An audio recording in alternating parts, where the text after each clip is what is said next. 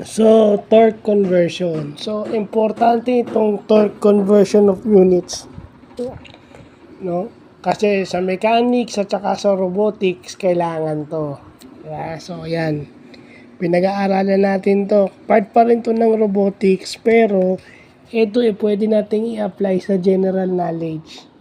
No? Sa weights and measures, kailangan natin to. So, again, factor level method lang ang ginagamit natin dito. Basta alam natin yung conversion factor na ever since high school, college, pinag-aaralan natin to. So, yun lang. Yun lang ang masasabi ko dyan. No?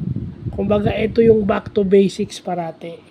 Pero ina-apply ito sa robotics at saka sa mechanics pagka involve ang torque o yung rotational force. Yeah, so yan na yan. Part 1, may part 2 pa yan eh.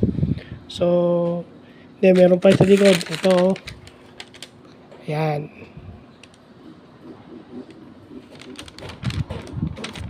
So, yun lang pa.